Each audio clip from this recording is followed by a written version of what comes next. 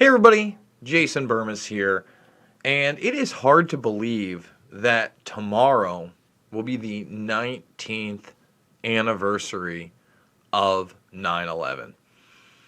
It is an event that has really shaped not only my life, but many lives throughout the world over the last almost 20 years. It has dictated our foreign and domestic policy and enabled vast amounts of overreach via the media, military, industrial complex. And it really did work hand in hand with big tech and authoritarian rule over thought, and how that thought, excuse me, would come into fruition as information distributed amongst the masses. And with it being almost the 19th anniversary of 9/11, I'm going to be doing a lot of 9/11 coverage tomorrow. I'm going to be on Adam versus the Man. And I think I'm going to take that interview and put it exclusively over on Rockfin after the fact. But I'm going to do a Loose Change Final Cut watch along. It's probably going to be close to 3 hours. I have Dylan Avery scheduled for tomorrow. I have Richard Gage tonight at 8:30. And most importantly, probably, just to show that I think it's important to challenge people and have discussions with those that you disagree with, and you don't have to hate somebody that you disagree with, by the way. We're going to have the author of the article we're about to go over briefly on. And this article goes over the 15th anniversary of Loose Change. It was originally slated to be on Wired magazine, but because of all these events and the nuttiness of COVID 1984, I'm told, it was really hard to get this article out at all. And Esquire has published it today on the eve of that 19th anniversary on 9/11. So is it fair? Is it not fair? Is it truth? Is it treason? We're going to be going over all that in a moment. I need you guys to thumbs this video up, subscribe, and share. Remember, we've been demonetized here now for what? 5 months. And it's been 4+ months now since we have reviewed this channel on air. There's probably little to no hope that it will be remonetized, which is a shame because it just shows you that free speech doesn't exist digitally, and they will try to discourage you from using any avenue that is popular amongst the general populace. And, you know, again, restricting me via the algorithm by demonetizing all my content and going up for manual review, restricting me because it's edgy, etc., or it could possibly be harmful content, not because you've ever violated guidelines or called for violence, but because the information is just too much, Jason. This is how you do it. And that really speaks to why now I think this article is even allowed to exist, in the fact that, you know, Loose Change was kind of this phenomenon in the sense that it was everywhere. You couldn't get away from it.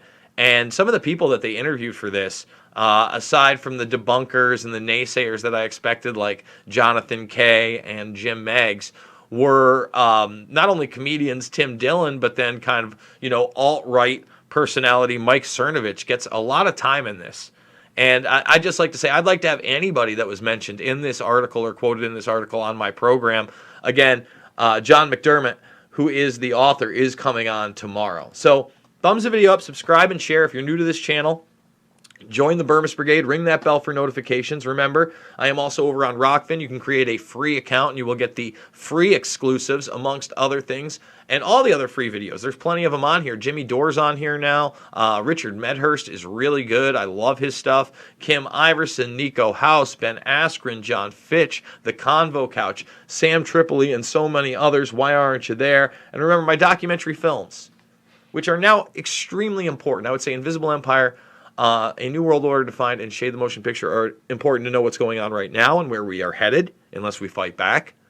But Loose Change Final Cut, you're damn right I stand by it. They call me a true believer in this article, and you bet I am. And Fabled Enemies are extremely important. And there will be at least 2 excerpts, one from each of those films, that I will be playing for Mr. McDermott because of the things that he espoused in this article. So we're going to put this in the live chat, but anybody can just simply Google the headline. I know a lot of people get mad at me because I don't share the links in there, but anybody can just check it out. So let's start it off with, I think for the most part, for somebody that obviously wasn't going to give any credence to any truth presented in the film and try to present the film itself as complete fiction, right?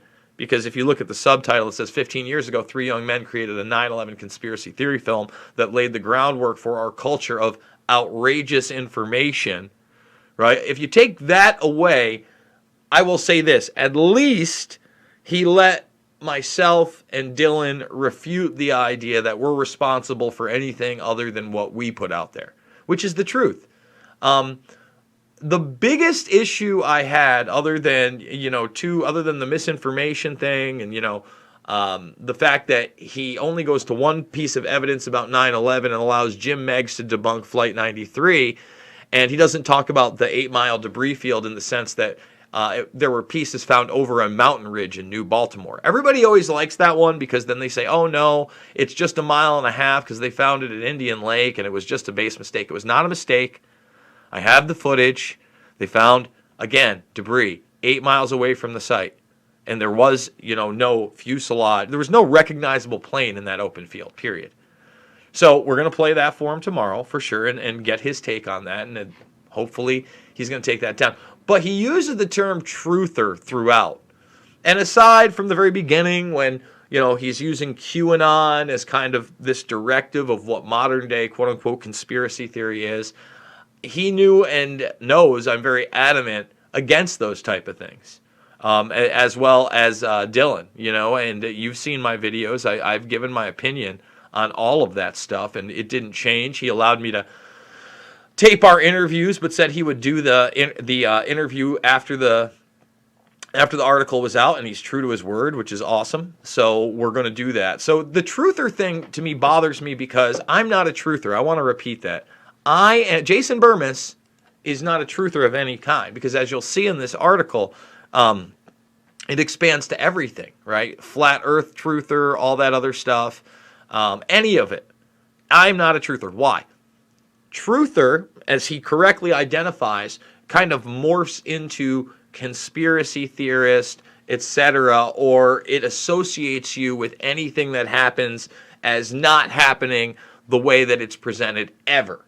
Or every major event is a false flag, or somehow, he tries to bring Sandy Hook up in this a couple times vaguely, like Sandy Hook truther, or that kids didn't die at that event. That doesn't mean you can't look for the truth at Sandy Hook, right? That doesn't mean that you can't look at the available evidence. And if you've ever seen my video on Alex Jones's deposition and Shady Hook, you'll see where I draw those lines. And I draw them very fervently because back in the day, he keeps talking about, for instance, that we were on this tour, this truther tour. The term truther did not exist. Okay, so there was no truther tour.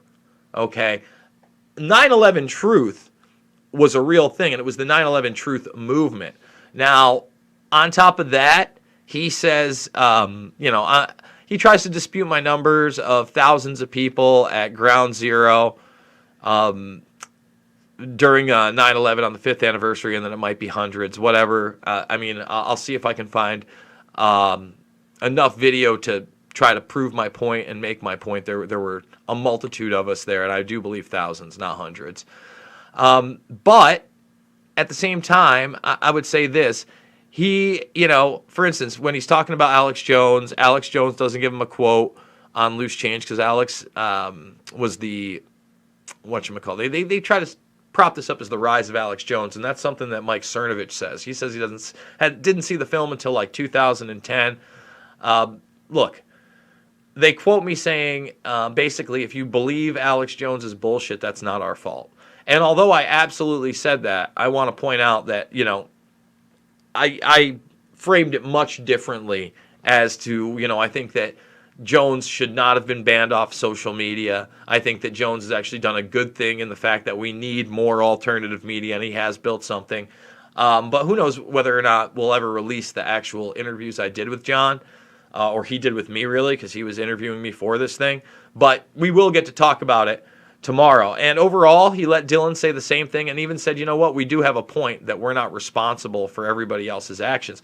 And I wish he had more made the point that the internet censorship that goes on now doesn't allow for things to go viral or information to go viral. And that's why, at one point, Cernovich discusses loose change like Beatlemania, that you kind of had to live through it to actually understand how big it was at the time. And it was kind of a cultural phenomenon, but I would argue, and even argued to him, there were other films that were big and had a big impact at the time, Zeitgeist being one of them, and they actually linked to Zeitgeist in there. But at the same time, you can't have that in the last 3-4 years because they just take it down. They just take it down, right? You look at the Plandemic documentaries and they just censor it. They just take it down. And you look at my channel, for instance, that's fully demonetized now. I remember the day I got demonetized, I actually hit up the author of this and said, fully demonetized. He said, I'm so sorry, bro. But he didn't mention it in the article either.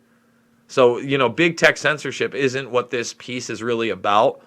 And it's still trying to lead you down that path that, basically we're the reason that misinformation has spread so much. We're the ones that brought it to the digital age. But unlike other articles of this nature, they really didn't give a rebuttal point or a voice to people like myself and Dylan as much. I think it's a shame that, he focused that Dylan just did 7 and didn't talk about the other documentary films he did, the ones from being on coffee. He did a coffee documentary, to Black and Blue, and now, doing his first feature film, working on that. Or even mentioning that was in the works, and, he just shot it. He could have added something in there. This thing just got published. John was asking me questions about it up until a couple days ago. So, those are my first impressions of the article. I would suggest that you guys go give it a read. It's right here. And I'm sure it's going to infuriate a lot of you and make you upset. But at the same time, I would say this, he other than the truther thing, which I really can't stand, right? He at least allowed us to defend ourselves in a manner of saying, look, man, it's not our fault for every crazy thing people believe. And it's not. And I still believe not only that we were lied to about 9/11, but the international intelligence operation, the people in control of that are still very much in control. And they were in control before, 9/11. You look at that Iran-Contra network, okay? And that network has only grown more powerful over the years. It was never fully outed. And people still have not been to jail. And 9/11 is still something we need to pay attention to vastly. Vastly. So, go give it a read. Let me know in the comment section what I should be asking James tomorrow. And make sure that you are tuning in tomorrow at 3:30 p.m. Eastern for that big interview. It should be a fun one. Guys, remember, fully demonetized. If you can support me, $5, $10, $15, it means the world to me. It's how I do this thing. There we go. That's how you do it too. You share not just the videos on social media, but you email somebody a video. You DM somebody a video. You say, check this out, and you bring somebody else into this information to share with others. You can support me over on Rockfin as well. Again, I'm going on Kokesh tomorrow. I think that this is where I'm going to publish the Kokesh interview exclusively. But, of course, we'll be live with Adam early, and we're going to do a watch-along tomorrow. Loose Change Final Cut watch-along. John McDermott separately, Dylan Avery separately later in the day. We got Richard Gage on later this evening. It's going to be a fun one today, guys. I absolutely love you. Thank you for joining me, and I'll see you all on the flip.